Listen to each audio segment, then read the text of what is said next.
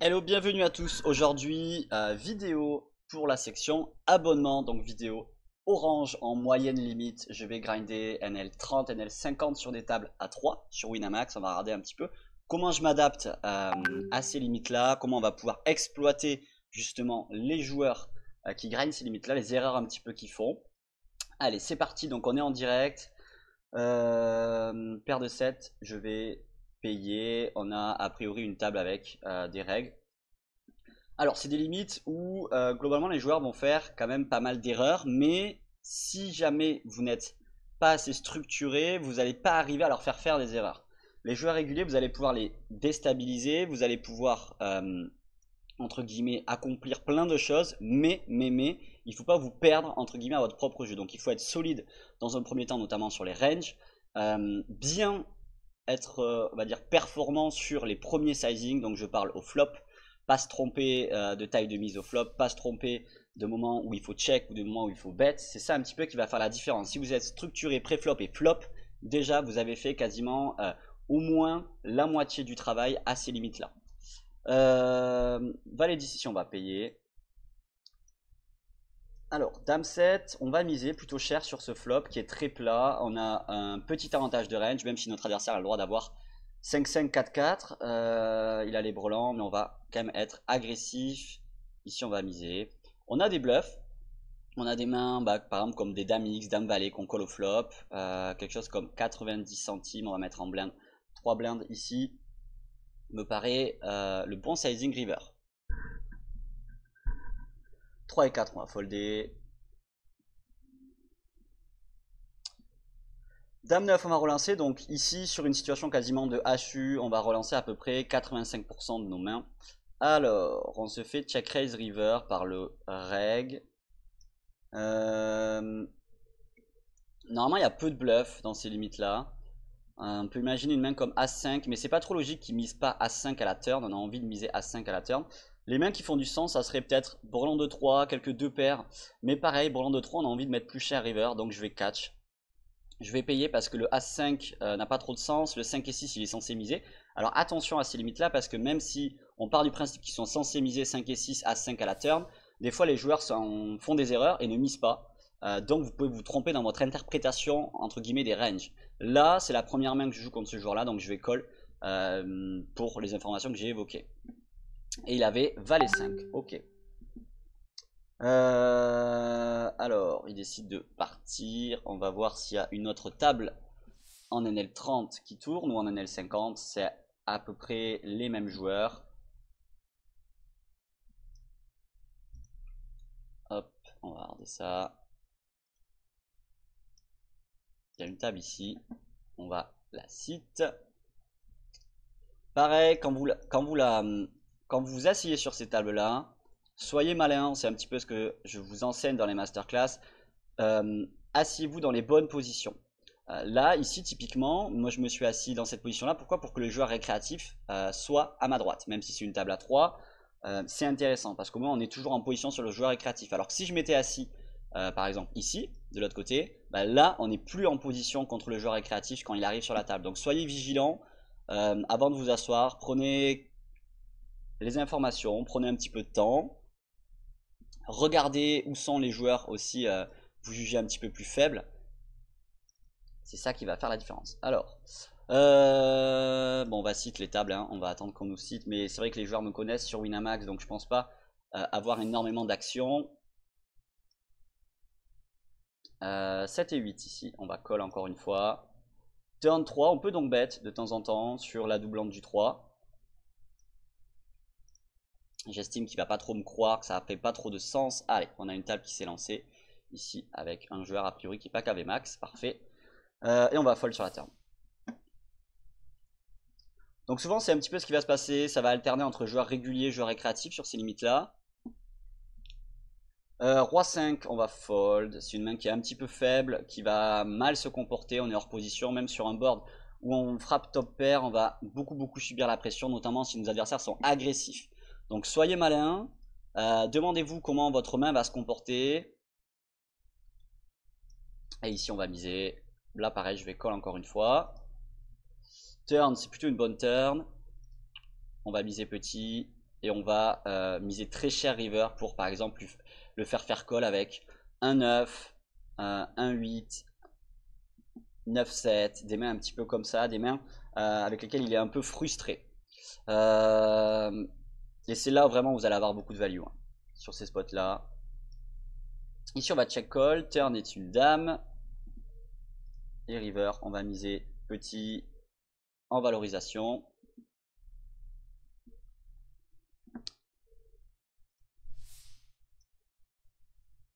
« 10 et 5, on va fold.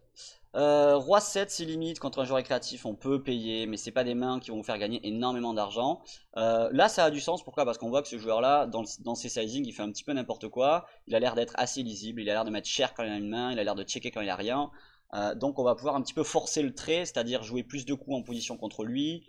Mais toujours pareil, il va falloir rester un petit peu en value contre ce genre de joueur, bluffer pour pas cher et essayer un petit peu de les trap, c'est-à-dire de mettre beaucoup d'argent avec des mains fortes, ça va être vraiment le secret. Donc jouer simple hein, contre ce genre d'adversaire. Ça sert à rien d'être créatif, ça sert à rien de bluffer énormément. 7 et 2, on va call. La turn est intéressante. Je m'attends pas trop à ce que... Alors, là c'est assez curieux quand il bet small sur le roi. On a encore envie de call, on n'a pas envie de bluff notre main est plutôt forte, on a un 7 qui est intéressant, on n'a pas envie de relancer, de temps en temps il a des 9, il foldera pas un draw non plus. River, doublant du 7. On peut faire un peu ce qu'on veut, on a envie de miser pour valoriser notre main. Ici pareil, je vais directement relancer. J'estime que ma main n'a pas de valeur à call. De temps en temps il a des bluffs, des mains par exemple comme des valets 10, des mains comme paire de 10, paire de valets qui va fold automatiquement. Donc on bluffe notre main, on aurait préféré le faire sur un board avec un carreau, ça aurait été plus intéressant en termes de backdoor. Et s'il raise bien évidemment on fold. Alors là on le prend un petit peu pour peut-être ce qu'il n'est pas, hein, c'est-à-dire sur un board où on est capé, on raise, c'est un petit peu flagrant, mais bon, de temps en temps ça marche. River, turn dame, river 4, a priori il a une main, on va give up ici.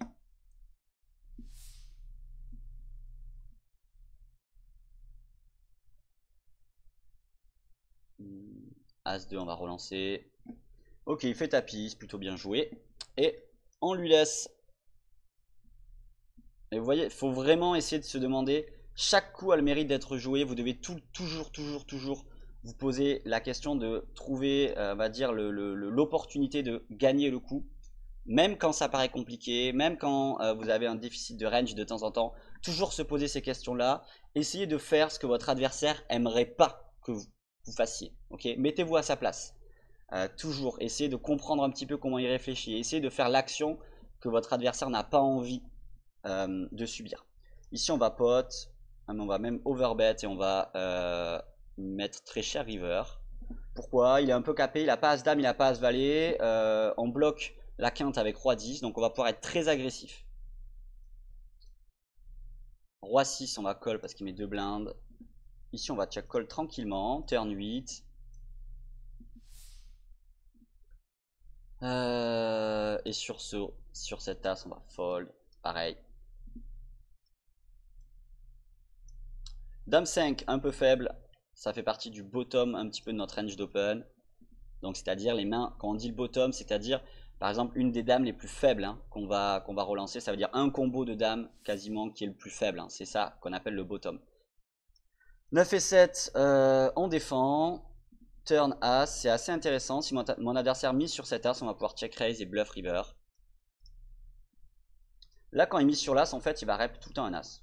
Ok, bon, il n'a pas misé, du coup, on lui laisse le coup. S'il a un as, c'est plutôt bien joué. 10 et 7, on va folder contre le joueur est créatif. Il n'est pas assez deep, il n'a pas assez de profondeur pour qu'on aille chercher notre quinte. C'est-à-dire, on va le toucher, on va la faire très rarement. Et quand on va la faire, ça ne sera pas forcément très rentable. D'autant plus que la quinte sera affichée sur le board, sur le flop. Donc, on va dire, elle rentre peu et quand elle rentre, on prendra pas beaucoup d'argent parce que le joueur créatif va avoir peur en plus de cette quinte qui est affichée.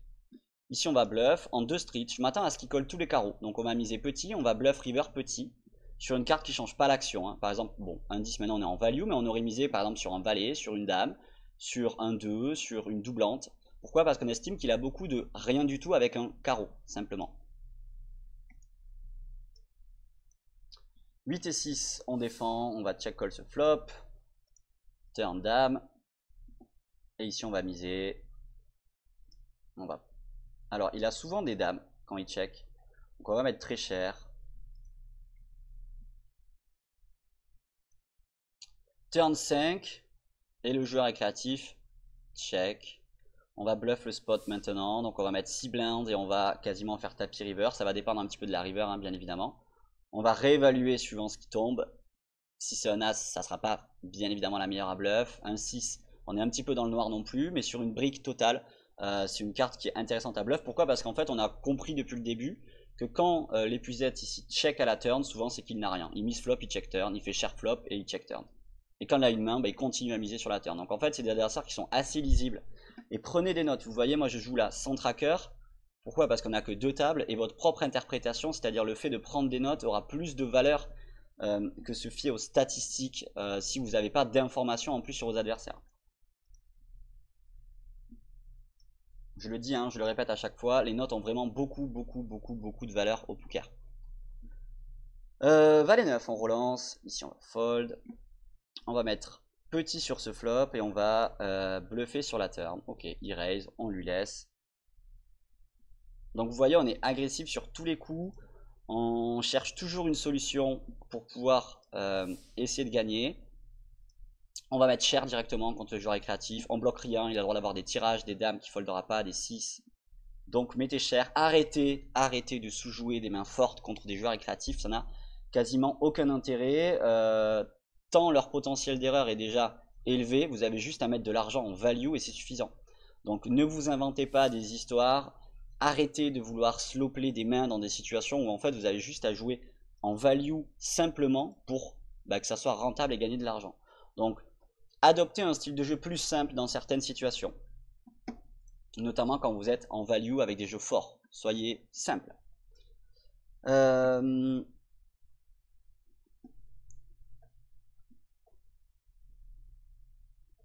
Dame 9, on relance. 9 et 10 ici, on a une main qu'on peut 3 bet de temps en temps. Ok, il y a fold. 3 blindes en SB, relancez pas 2 ou 2.5, ne limpez pas non plus. Vous êtes hors position, pensez-y, soyez un petit peu tight également. Il don't bet, on va call tranquillement. De toute façon, ici, on fold jamais. Là, pourquoi pas même raise un petit peu, faire call des draws, des 2 trèfles, des dames valet.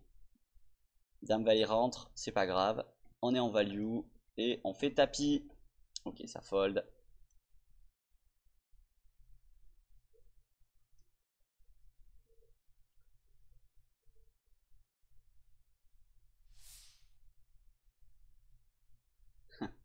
Qui me parle? Je vais lui dire que je fais une vidéo.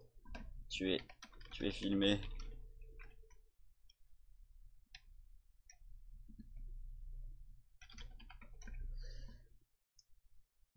Il m'a dit si je te prends une cave, tu m'intègres dans ton équipe.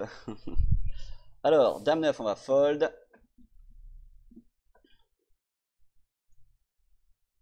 Et ici, on va faire tapis. Arrêtez de 3 bêtes, il a 30 blindes, il peut call souvent moins bien. Donc, mettez tout. Mettez tout. Fast playez votre main. Allez, un petit 8. Non.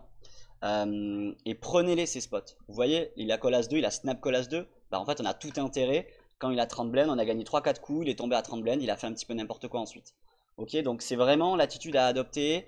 Il faut, les mecs, au bout d'un moment, il faut les décaver, il faut les terminer.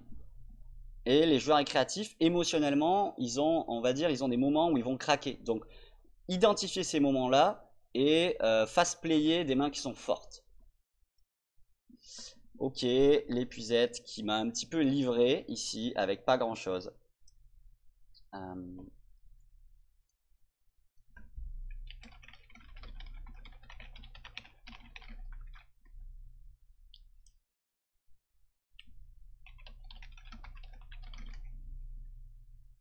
Alors, du coup, la table s'est cassée.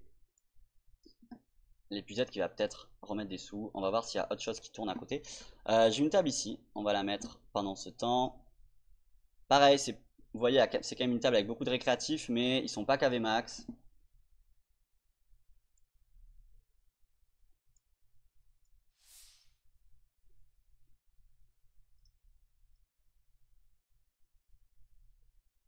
Allez, c'est parti.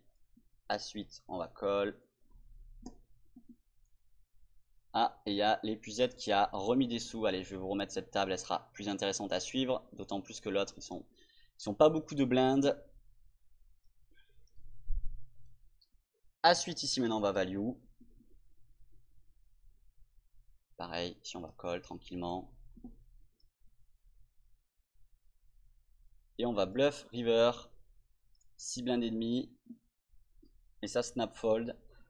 Pas besoin de mettre très cher. Ça aussi, identifiez-le. Si vous voyez qu'en fait le joueur a des folds automatiques, c'est-à-dire là, il a même pas réfléchi. Hein. Il m'a vu miser, il a foldé. Peu importe le sizing, en fait, il a directement fold. Donc, pourquoi risquer de mettre cher quand vous êtes en bluff si vous avez conscience que le joueur en face ne réfléchit pas et fold automatiquement en fait à la moindre mise. Donc, soyez malin. Soyez malin dans ces configurations-là. Pareil, là on va mettre cher directement. Là le but ça va être vraiment de lui faire tout mettre. Donc là on met très cher et on part à tapis. Et s'il a mieux, GG à lui. Mais souvent il a moins bien. Un tirage, ok. Et ça rentre, enfin ça rentre. Ça ne rentre pas pour lui. Et voilà, et vous voyez, on l'a décavé. Pourquoi? Parce qu'on a fast play une main qui est forte. Alors oui, il a un peu d'équité. Oui, tout à l'heure il avait par exemple As-2, nous on avait As-Dame, il a gagné. Ça fait partie du jeu. Mais son potentiel d'erreur est tellement élevé que même quand il nous met des, on va dire, des coups qui sont un petit peu ingrats ou qui rentrent ses outs alors qu'il est derrière, la main d'après il va refaire des erreurs. Donc en fait ça va passer au bout d'un moment. Mais ça va passer si vous avez justement les bons codes. J'entends par là adopter les bons sizing de mise, se mettre, s'adapter au profil du joueur en face. Comprendre un petit peu quand émotionnellement il est en train de craquer et s'adapter à ça. Ici on va 2 barrels, dame valet. Pourquoi? Le roi est plutôt dans notre range et en plus on a une dame et un valet. Donc quand on a dame valet, il y a moins de chances que notre adversaire il est roi valet ou roi dame. Donc c'est ce qu'on appelle, on a une bonne main à bluffer. Pourquoi? Parce qu'elle est perdante et parce qu'on bloque justement cette top pair sur la turn. Donc ça c'est des arguments aussi qu'il faut prendre en compte. On bluffe pas comme ça sans on va dire un petit peu au bonheur la chance. Non, c'est toujours, ça doit être toujours structuré, ou du moins il doit avoir une logique derrière votre bluff. Soit c'est parce que vous avez remarqué quelque chose sur votre adversaire, soit c'est parce que vous avez des notes, soit c'est parce que vous avez une main, on va dire que vous devez bluffer parce qu'elle comporte des bloqueurs, soit parce que la configuration s'y prête et vous avez un avantage de range, mais c'est pas, il n'y a pas aucune raison. Roi 6 on défend, on a un flop dame dame roi. Pareil on bluffe pas ici, pourquoi? Parce que notre roi est peut-être gagnant. Il est peut-être gagnant parce que hauteur roi ça suffit. Admettons ici s'il nous montre 7 et 3, on était devant. Donc quel est l'intérêt de bluffer cette main? Et vous voyez, il nous montre 7 et 8. Donc ça veut dire qu'en fait, même si on ne fait pas le roi river, on gagne. Donc pourquoi bluffer une main qui est potentiellement gagnante? Ça aussi, c'est des questions que vous devez vous poser. Ici, on a un NL 30. Donc c'est pour ça que c'est intéressant de checker ma main et de ne pas la bluffer. Pourquoi? Parce que plus haut, un joueur qui a 7 et 8, comme ce joueur-là, il ne me laisse pas gagner en fait. Il va forcément bluffer 7 et 8. Les plus bas, les joueurs sont un petit peu plus faibles et ils vont abandonner automatiquement des mains faibles. Donc en fait, nous, ça nous met dans des situations très confortables où on n'a même pas besoin de bluffer des mains, on va dire, qui sont moyennes ou qui sont assez faibles. Pourquoi? Parce que lui, en fait, abandonne automatiquement. Donc ça va nous simplifier, là aussi, un petit peu la tâche. Alors, on va voir s'il n'y a pas une autre table. 8 et 3, on va fold.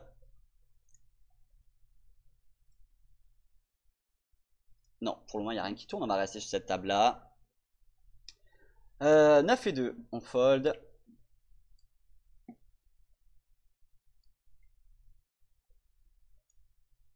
Paire de 5, on va relancer. Faites attention à vos relances en small blind, notamment dans des limites en dessous de la 200. Pourquoi? Parce que le rake est quand même important. Plus vous allez relancer des mains faibles, moins elles vont être rentables. Par exemple, paire de 2 en SB, ne vous inventez pas une vie, c'est pas une main qui vous rapportera de l'argent. Plus haut peut-être, parce qu'il y a moins de rake, et du coup, et encore, j'ai envie de vous dire, les joueurs sont bons, vous n'allez jamais bien manœuvrer votre main. Pareil avec des mains comme As-2, As-3 off. En SB, ce sont des mains qui vont vous faire perdre de l'argent, notamment si vous voulez aller plus loin au niveau des ranges, et c'est ce que je vous explique, hein, c'est-à-dire moi les ranges, je suis pas là pour vous montrer c'est ça et c'est comme ça, je suis là pour vous expliquer le pourquoi du comment, pour que vous compreniez réellement et théoriquement pourquoi on relance ou pas cette main, et pas simplement copier bêtement. Si vous copiez bêtement, vous n'allez pas pouvoir dévier, vous adapter. Si vous comprenez le fonctionnement des choses, c'est là où vous allez être performant et pouvoir vous adapter à bon escient, et avoir du coup, bah, une bien meilleure rentabilité. Alors, ici, donc bet, on peut faire un peu ce qu'on veut, on peut raise. Je raise parce que j'estime que quand il donc bet, c'est quand même un gros signe de faiblesse. Et on va bluff notre main. Je m'attends à ce qu'il ait beaucoup de tirage. Alors là, maintenant, river, on n'est plus obligé de bluff. Pourquoi? Parce qu'on estime que si notre adversaire a des draws, c'est-à-dire des 2 trèfles, des 2 piques, bah, peut-être que maintenant on est devant. Si ça avait été, par exemple, une brique, un 10, là on aurait fait tapis river. Et vous voyez, et donc il nous montre 8 et 3. Donc c'est un petit peu ce qu'on remarque comme information. C'est-à-dire nos adversaires qui don't bet, c'est-à-dire qui misent alors que c'est à nous, c'est nous le relanceur initial. Généralement, ça traduit un jeu pas foufou, donc vous allez pouvoir leur mettre la pression. Vous allez pouvoir user de votre avantage de range, notamment, un petit peu comme on l'a fait là. As-Valet, maintenant, ici, on va essayer de tout lui mettre. Et vous voyez, il ne comprend pas. Là, dans le chat, il va me dire mais t'as rien, pourquoi t'as payé, pourquoi t'as relancé, etc., etc. Justement parce qu'il ne comprend pas, en fait. Il ne comprend pas que nous, on le traduit comme ça, et que, en fait, notre plan est très clair. C'est-à-dire, si on n'a rien, river, on fait tapis, il ne collera pas. Et là, on a trouvé de l'équité, donc on check et on gagne. As-Valet, on colle, bien évidemment. Il nous montre paire de 5.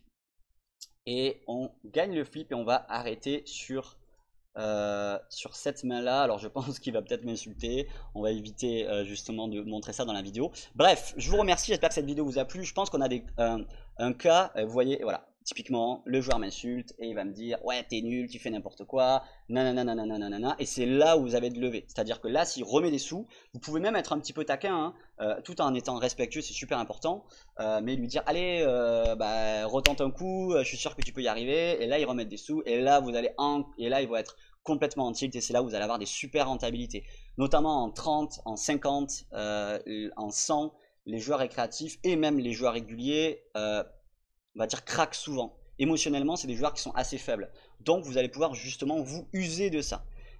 Et c'est fait partie complètement du poker. Hein. Voilà. Bref, j'espère que cette session vous a plu. Vraiment, je trouve qu'en plus, il y a eu beaucoup d'actions, donc c'est top.